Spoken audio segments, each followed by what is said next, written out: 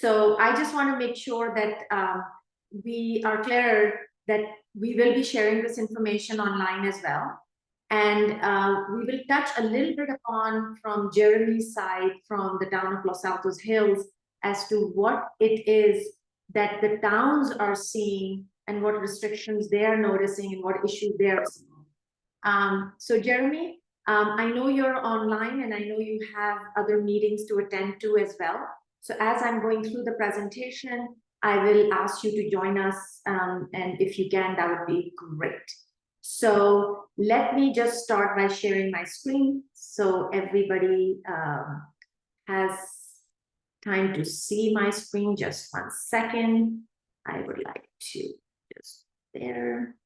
And where is it? I just want to make sure that I'm sharing the correct screen with all of you.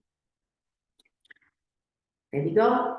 So things that I want to touch upon just overall, and I am going to go through the presentation. We'll have Jeremy jump in and share some of his feedback as well. And then feel free to write your questions in the message remark, and then we'll be addressing any questions that come through.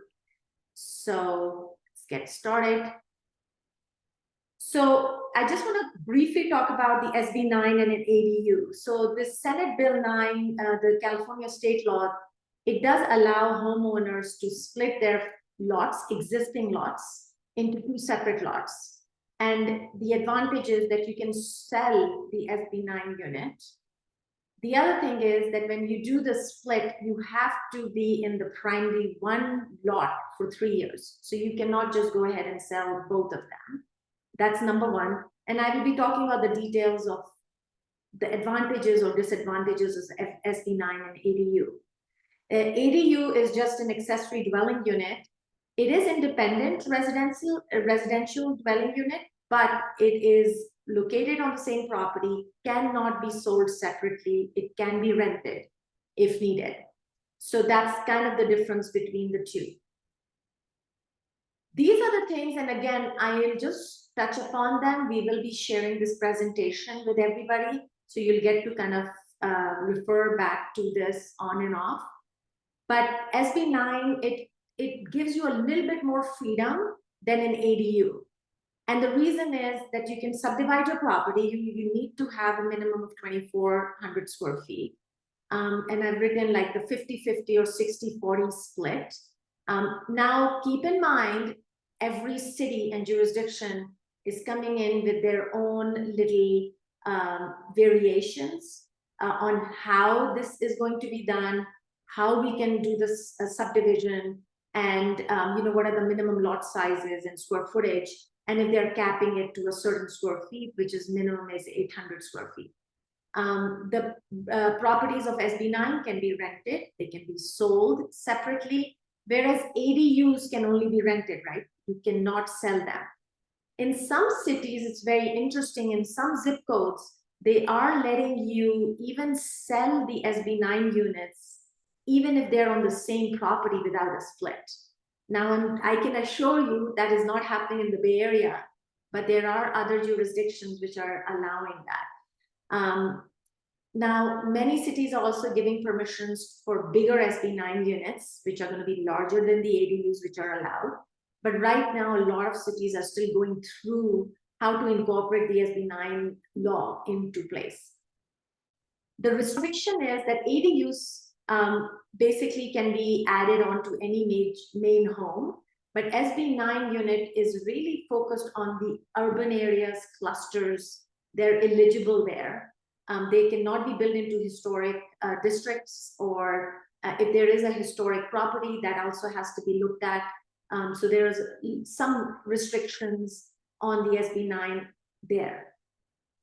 Single family residential zones do allow SB9s, but ADUs are only allowed on all of these, plus they can be done on multifamily zones as well, whereas SB9 cannot be. Fees are normally higher in SB9. A lot of people ask us if it's the same kind of process, why are we paying more for an SB9? SB9 unit is kind of thought of as an independent unit, which can be subdivided. So the fees is higher, the utilities are separate, you cannot connect to the main house utilities. Whereas in ADU, you can actually connect your utilities and everything and hookups right to the main house. So significantly less utility cost as well. Now you need to, if you do an SB9 unit split, the owners have to occupy one of the properties for 3 years. So that's another restriction there. With ADUs, permitting process is being much easier. SB9, we are noticing as we are going in different jurisdictions, they're still kind of figuring out what to do with it. So it's a little bit more complicated, but they're still open and able to help us, but it still takes a little longer. It's not that straightforward. Also, financing, we've realized, is another criteria where for ADUs, the banks are pretty much set now how to finance it. But for SB9 units, they're a little cautious, plus they don't know how to really effectively appraise the SB9 units. That's what we are noticing, and I'm guessing that's going to start changing very fast. But so far, it hasn't. This is something that we are putting in, found a really, really nice kind of a graphic description, which will show you what can you do as your ADU developments. Because a lot of people come to us and ask us, hey, can we do our ADU attached to the house? My parents are moving in with us, and if it's a detached structure, it's just too far away. So this was a very good graphic that I found online. I wanted to share everybody. What are the places that you can actually do your ADUs? Now we're talking about ADUs, but I will use this graphic to explain SB9 as well. And this is something more as we have done at M.Designs recently. So an ADU, you can have it as a detached structure, as you can see at the bottom left. You can have it attached, as you can see it on the top right corner. Now, attached doesn't mean connected. That's the other thing. ADUs and SB9s should not be connected to the main house. The other is junior ADUs, which does not give you extra square footage. So I want to clarify this also a little bit. ADUs, let's say you have a property, if you guys are realtors or homeowners, and let's say you guys or your clients have a property which is already maxed out. You were allowed 100 square feet and the house is already 100 square feet. The state gives you an additional 800 square feet to build an ADU. Now, if you were allowed, 1,000 square feet and you're only, let's say, 800 square feet, that means you have 400 square feet left in your main house. You can use that 400 and you can build up to maximum 1,200 square feet. Now, keep in mind, in some jurisdictions, they are giving us permission to go up to 1,500 or 1,600 square feet for ADU. But generally, I would say 80%, it's 1,200 square feet max that you can be. And 800 is what the state gives you as free square footage to use. Not free financially, but free square footage to use wherever you need to. Junior ADU is basically another unit you can make in your main house, but it does not, the state doesn't give you additional square footage for it, but the state gives you permission to use any portion of your existing house, or if you're remodeling or adding, it could be part of your house, so it's connected to your house, but it's a junior ADU. You can have an efficiency kitchen, you can rent it, you can have a shared bathroom, it's a little bit more flexible. And this way, if you have the need to be able to rent portion of your existing house or portion of your remodel, but it's part of the main house, you can take advantage of the junior ADU. But again, you do not get additional extra square footage for a junior ADU. So that's just something to keep in mind. This I thought was a very good diagram, which kind of shows you what are you allowed on your property. And I think it's just so easy to follow. So if you have a vacant land, and you're doing no splits, how many units you're allowed, because you can see that you are allowed up to 2 units. So that is a main house, and then you can do an ADU and a junior ADU and an SB9. So at all times, you're having 4 units max, okay? So just keep in mind that when you're following this, that the more, depending on where your property is, if you're able to split it, then you get a main house, you get an SB9 unit, you can get ADUs, and you can get junior ADUs. But what we have been doing mostly right now, we are not splitting lots. At least our clients don't want us to split lots, but they do have requirements where their kids are moving back from college, they have parents moving back, and it has become a very big requirement for them to have more independent space. So this SB9 and ADU is giving us the opportunity to actually add more square footage, more units, independent units on the same property, and that's what the state wanted, but without doing the split. At least that's what we are doing in the office more. But of course, depending on everybody's criteria and lifestyle, they can decide what they want to do. The other thing to keep in mind is that you cannot just, yes, the state allows you to go up to 4 feet to the property line. They have given a lot of benefits, no public hearing, no planning review. You still have to comply with the local guidelines to a certain extent. If there are easements, you cannot build in the easements. If there are other restrictions for open space easement or wildlife corridor, those things will still have to be maintained. And as I previously touched upon a little bit on the previous slide, the SB9 is not allowed in like high fire zone, wetlands, floodplains, historic sites. So there is quite a lot of restrictions in an SB9, whereas the ADU doesn't have that. Now, how have we be using the SB9 and ADU guidelines for our clients? And again, I'm just sharing this because we did this webinar because a lot of people have been asking the same questions, and we thought maybe we can just share what we have been doing. And we would love Jeremy to join in after this and tell us from his side how the town is dealing with this. So, for example, for our clients, we are either doing we are attaching the ADU to the existing house, or if you're making a brand new house, we are attaching the ADU, but it's not connected to the main house. So it has its own entrance, everything, but it is attached. We are also doing another layout, which is attaching the ADU and an SB9 unit to the main house. Again, they have separate entrances, no connection, but they are attached. So just keep in mind, some people think that you have to have detached units. You don't have to. They can be attached. The other is we are detaching the ADU with a detached SB9 unit. So now you have 3 separate buildings on the property.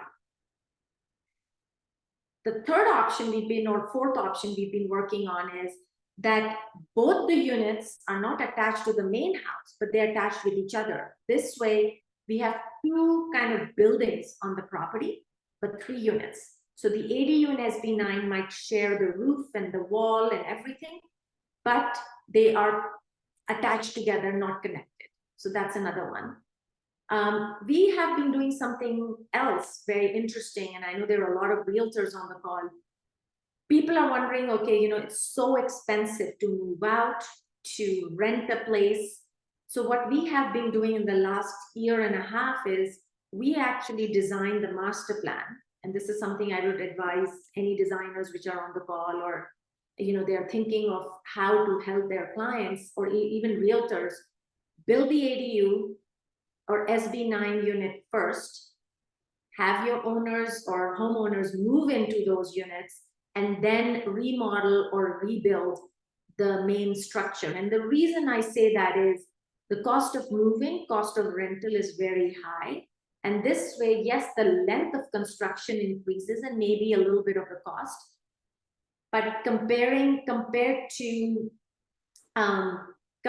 just being on site or not renting, it is definitely a cheaper option. So that is just something for you all to keep in mind.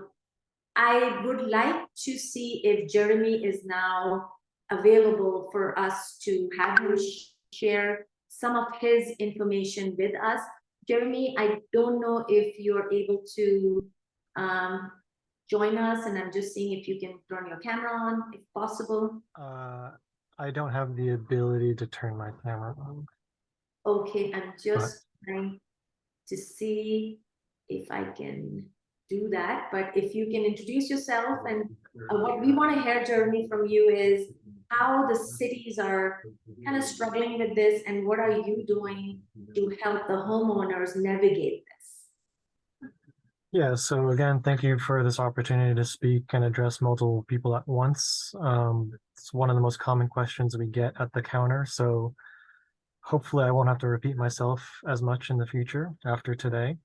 But yeah, basically, you know, with the passing of these state laws, there's a lot more interest in building these units, especially in affluent communities like ours, Los Altos Hills. And as Malika described, basically, these are two separate state laws which kind of they're supposed to act separately, but most people are taking advantage of them together. Essentially, Senate Bill 9 has two components to it. There's the lot split component, which most people aren't really exercising the right to, at least in this jurisdiction. And then there is the what we might refer to as the duplex clause of SB9. So all properties in California are allowed basically two primary dwelling units, which cities have to approve up to 800 square feet at least. And these are what we're calling SB9 units. So your primary dwelling, which currently exists, is technically an SB9 unit as well. And you can add a second one of at least 800 square feet. And so I can't speak for other jurisdictions, but Los Altos Hills is limiting it to 800 as of right now. And then, of course, there's the separate ADU law, which allows a structure of up to 1,200 square feet, with 800 being exempted from your maximum floor area, or FAR, in other jurisdictions. So in theory, with a single lot, without using a lot split, you could have 3 structures plus a JADU, which in that visual that Malika provided would be 4 units.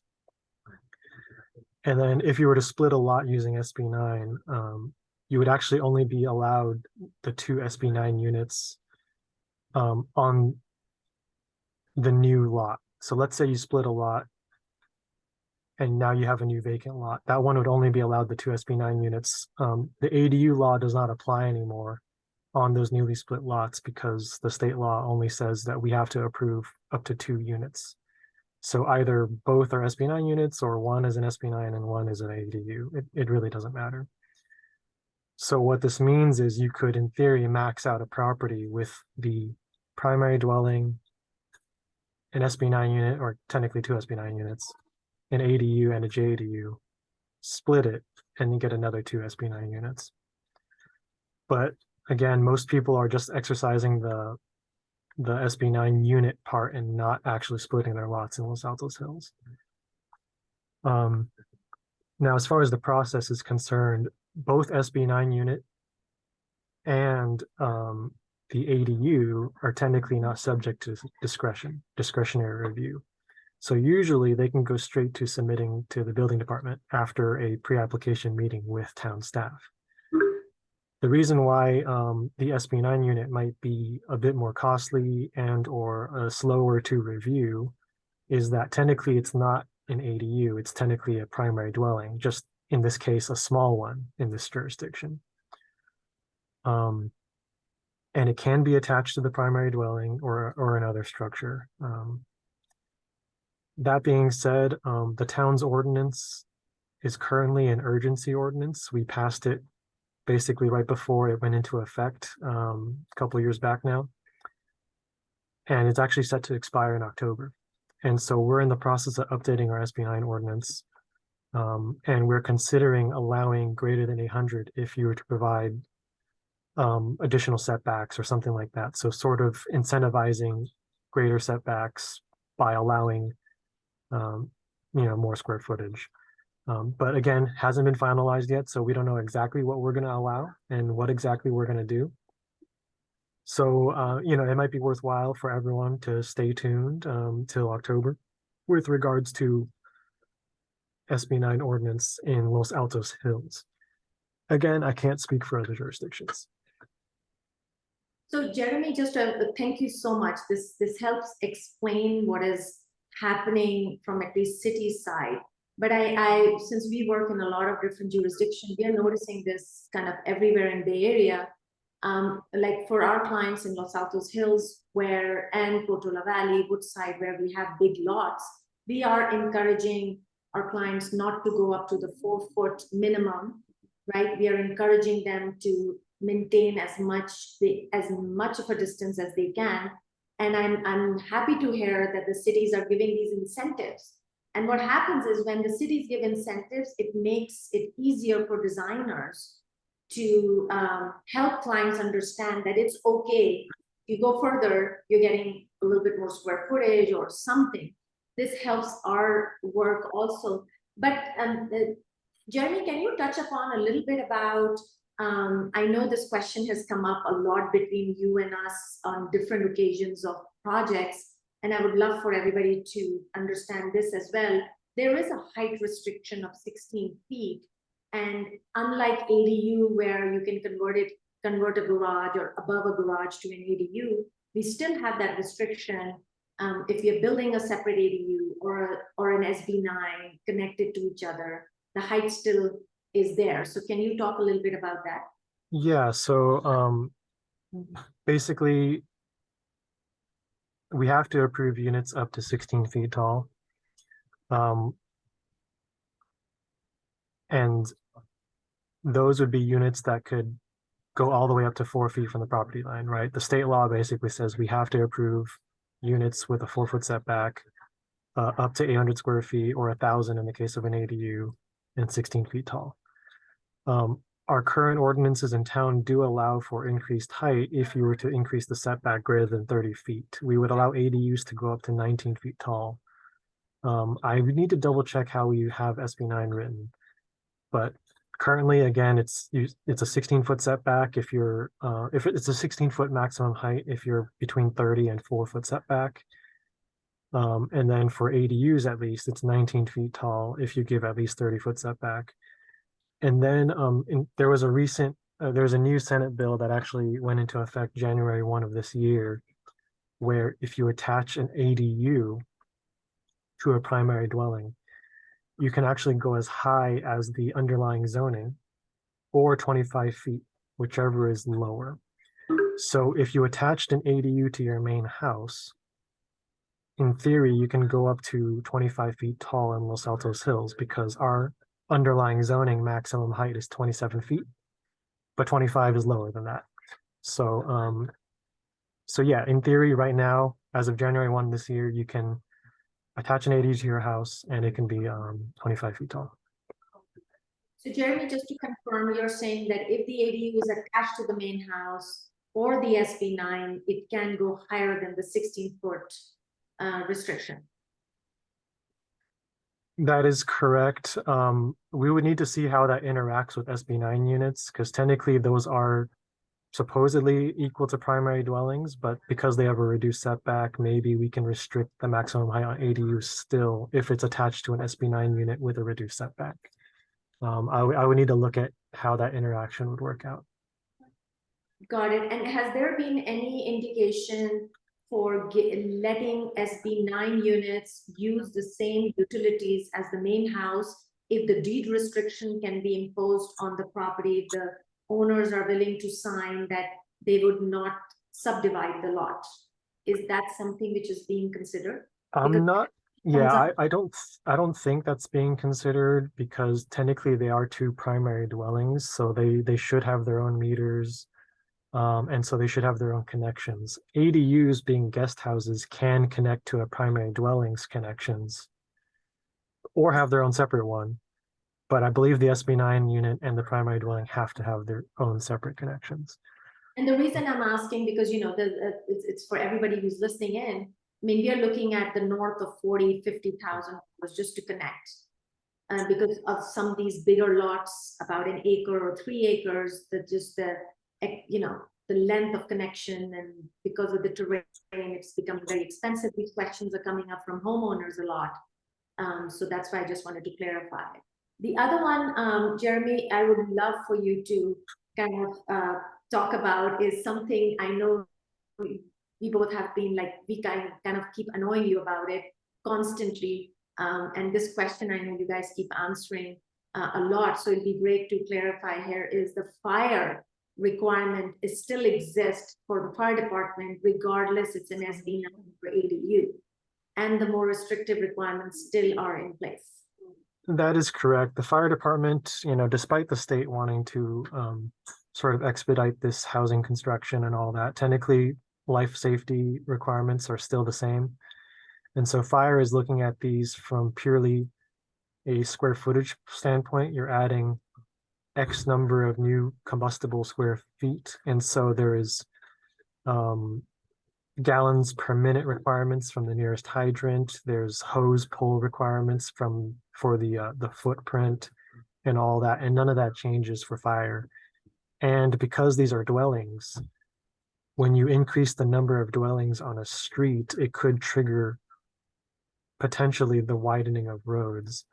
That being said, I understand that the fire department is being more lenient when it comes to ADU construction and road widening, but they may still require turnarounds and sprinklers and some other stuff on site. But I can't speak for the fire department. Over the last couple of years, they've been a bit strict about some of their requirements on primary dwellings and stuff, but I think for ADUs, they're backing down on road widening. So that would be beyond the property line. But yeah. The reason I wanted to touch upon this for everybody who's listening in, because the biggest issues we are having right now, especially for areas like Los Gatos, Saratoga, Los Altos Hills, Portola Valley, Woodside, these are all in the hills. We have a lot of dead-end roads. We have a lot of narrow roads. And the rule right now is that if you're more than, certain feet, 800 or 1300, depending on where you are, from a main road, which is a two-way road, which loops, it's not a dead end, and it's 20 feet wide, you have to widen that road to 20 feet. And as Jeremy said, we've been able to negotiate. If it's an 18-foot wide road, we've negotiated with them on, how the road is still accessible, but it is becoming where we first do that feasibility. In fact, there is one of the council members in the hills that we were doing, I will not name, but their property, and not built because the requirement from fire just to access that ADU was next to impossible, because we have a main house and it's a safety issue. We totally understand. We just could not make it work. So that's the first thing I tell everybody, that please, if you're a realtor, you have homeowners buying property and thinking of subdividing or looking at ADU or SB9, or if you're a homeowner thinking of doing this, or you're a designer or architect and you have a client, please look at the fire regulation and look at if your property qualifies. If there is an issue, negotiate that with the fire department before you spend all the money building, because you can spend all the money designing and you can find out that you're not allowed to really do what you want to do. So that has been our biggest roadblock. Planning, fire department is very willing to work with us, but the restriction has become so, as Jeremy said, they're so strict now that we haven't been able to do Anything else? Jeremy, anything else that you think everybody should know about, questions that you get on a regular basis as a planning staff about these two things? So at least in the hills, we do sometimes get questions about whether or not an ADU can have a basement. Yeah. Because basements do not count as square footage in Los Altos Hills. And then SB9 units, per our current ordinance, we do not allow basements at all for SB9 units. But for ADUs, technically, even though the basement doesn't count as square footage or lot coverage, whatever you want to call it, in the hills, if it's internally connected with the rest of the ADU, it's all treated as ADU. And so it's the maximum square footage is still 1,200. So in theory, you can do 600 on top of 600 with an internal staircase. But then because of the size of the ADU, there could be implications on this, on the setbacks and stuff like that. But it is possible, but with certain design restrictions or limitations. It just depends on how the basement and the floor above are incorporated with each other. If there's no internal connection, then the basement itself is not subject to the reduced setbacks allowed by the ADU. And so the entire structure would need to be 30 feet from the property line. But that does open you up to bigger ADUs with bigger basements. So you just need to look at what your budget is, what it is exactly you want to do, and then design something that satisfies the town's requirements. Jeremy, you actually brought up something which is very interesting. This is a question I was asked just day before yesterday by a client.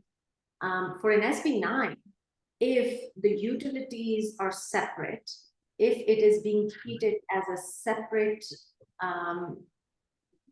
full unit that could be subdivided, but it is a separate dwelling unit, nothing to do as a guest house like an ADU, why are we not allowed to put a basement which is not footage, just like the main primary residence? I thought that was a valid question. Right, it is a valid question. That being said, basements are not allowed by right per the state law, and so jurisdictions can still limit it, right? There could be jurisdictions that just don't allow basements under their primary dwelling.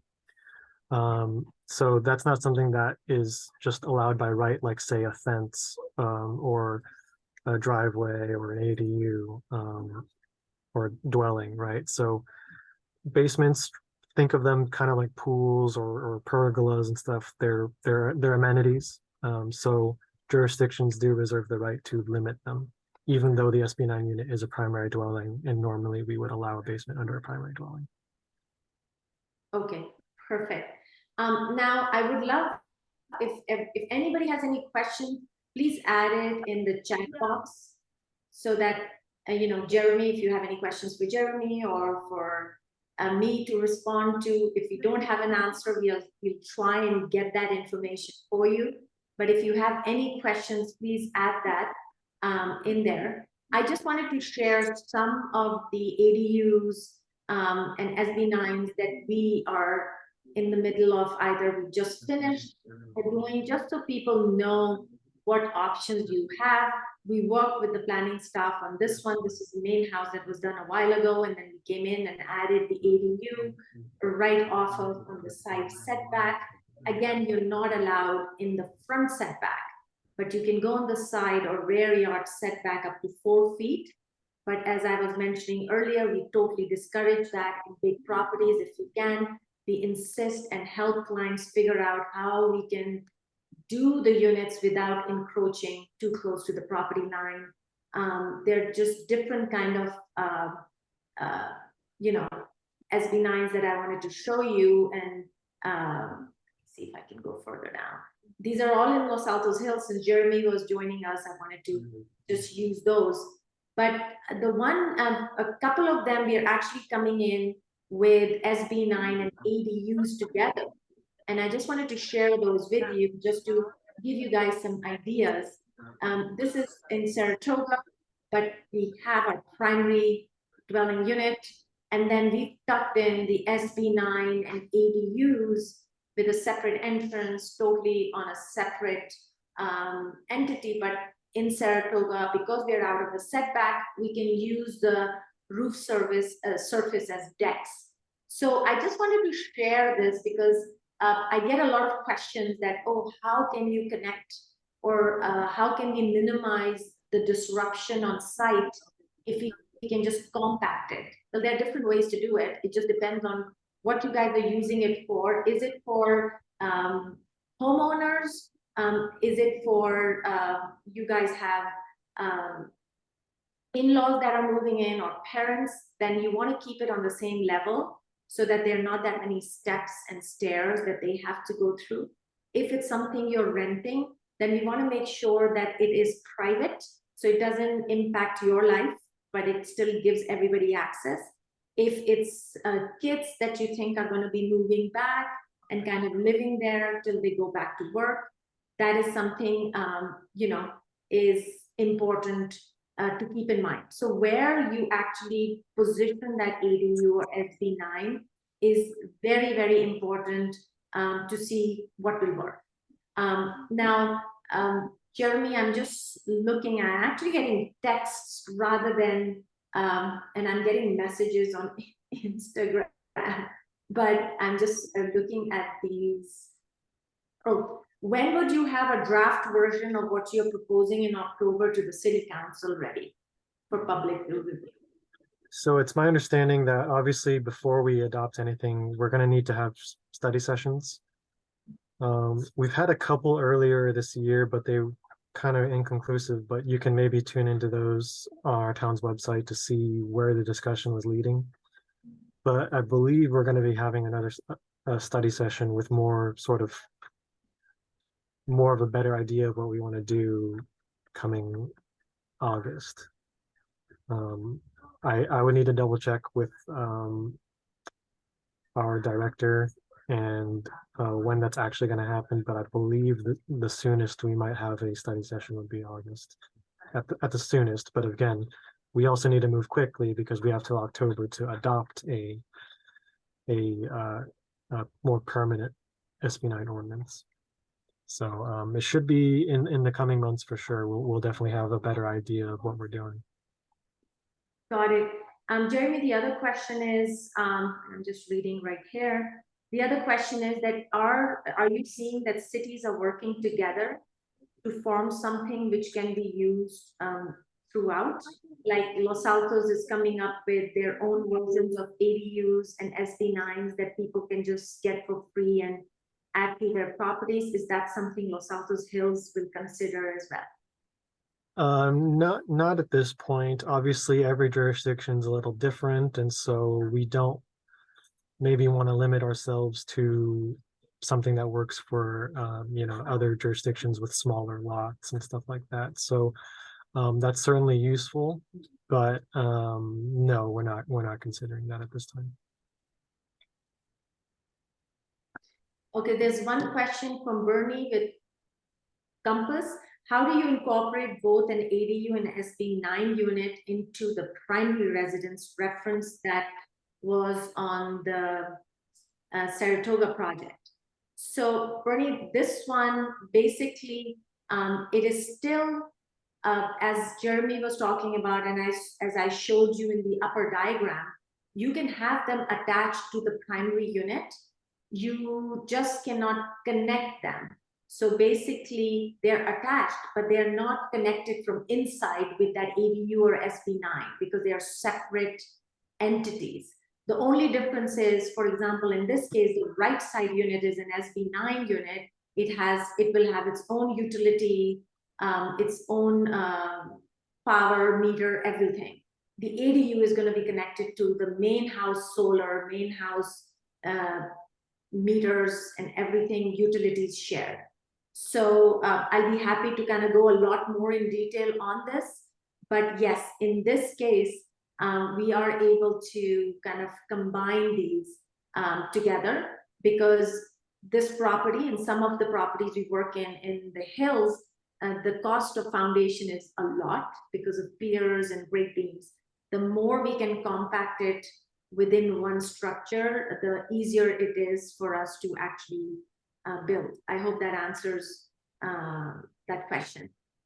Yeah, and to that point, basically, the state law does allow you to connect all of these structures, but they have to be sort of distinct structures like a duplex. So there should be no internal connection generally. And obviously, when you do connect structures, there are some benefits structurally, sharing retaining walls and stuff like that. But you also, there's certain separation requirements when it comes to fire. So the materials need to have like a 1 hour separation or 2 hour separation for fires in case one kitchen burns and they don't want it to spread to the other residents quickly or something like that.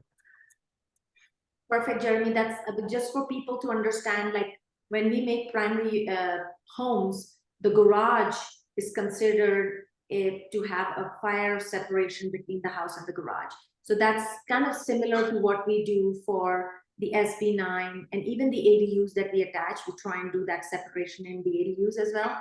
But for SB9s, the ceiling, the walls, anything which is common with the house has to have that fire separation. Right. Yeah. And I can't speak to Saratoga, but SB9 units jurisdictions have to allow at least 800 square feet. Correct. So Bernie, in the Saratoga project, we are close to, I believe, 1100, just because we had square footage left over from the main house that we could add into the SB9 unit. But the minimum we were allowed was 800. I hope that answers your question. Jeremy, one more question that has come up, and I'm just going through as to what are they asking.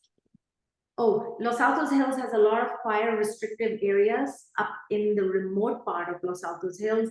Our guess is that these areas also exist in our areas of Woodside and Portola Valley. Do you guys have any restriction if somebody wants to build an SB9 unit there without doing a split? So if they did a split, are they still allowed to do there if it's high fire?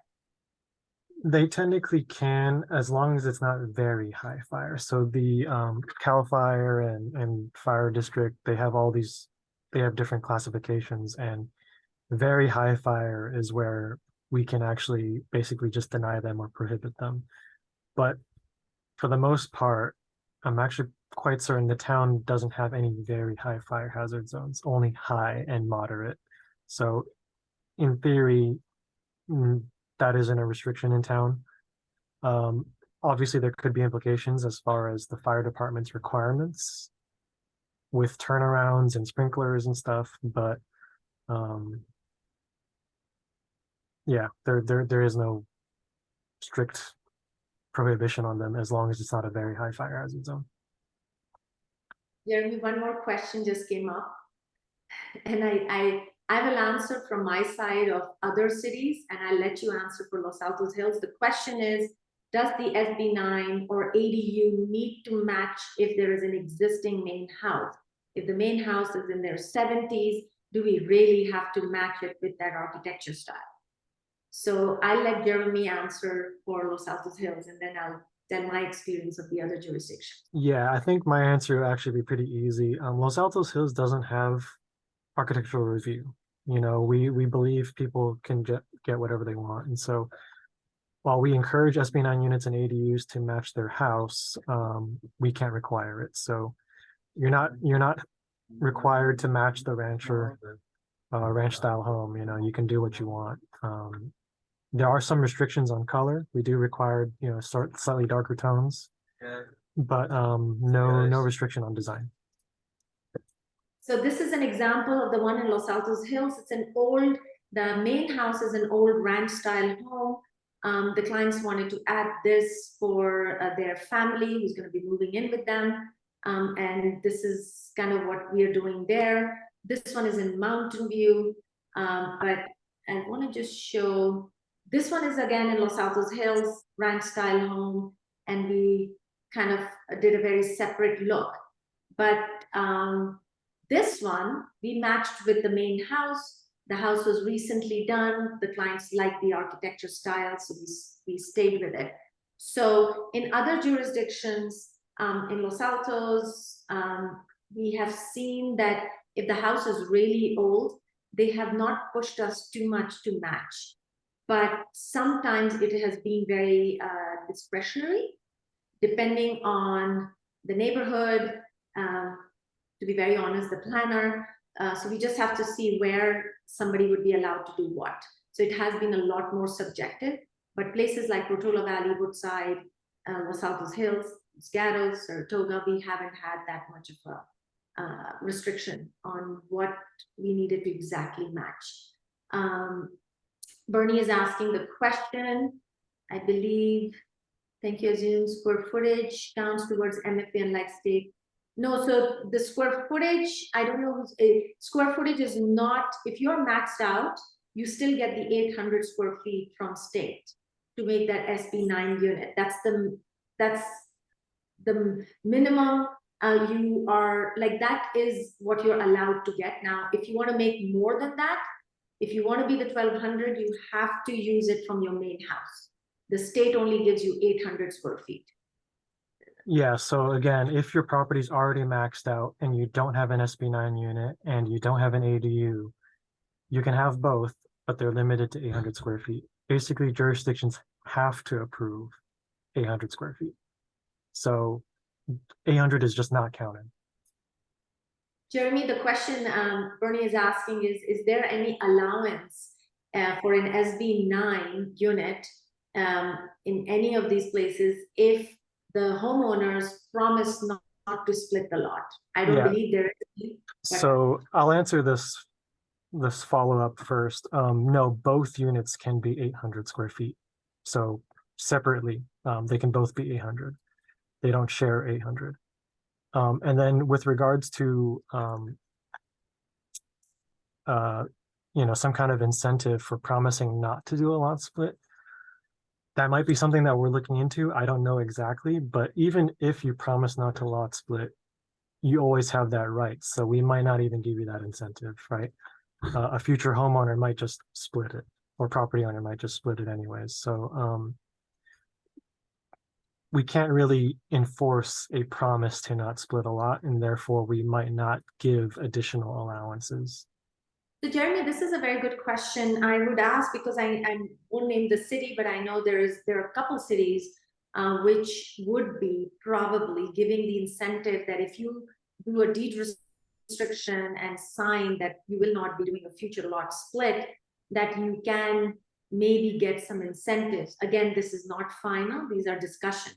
Yeah, so I suppose with a deed restriction that could be possible. But again, I don't know exactly if that's something that we're considering currently. Well, we have gone 5 minutes over our allotted time, and Jeremy, I really want to thank you. I know you have so much happening in the town right now, and you took time out to give us. That's awesome. And thank you for everybody who did sign in. We will hopefully be sharing this recording. And if anybody wants these presentations, please reach out and we'll be happy to share the slide deck with you. This is just a very open kind of collaborative thing that we wanted to do since we're getting a lot of questions for SB9 and ADU. So I hope this helped you. Jeremy, thank you so much. Really, really appreciate it. And we hope everybody would have a great day. Thank you. Have a good day. Thank you.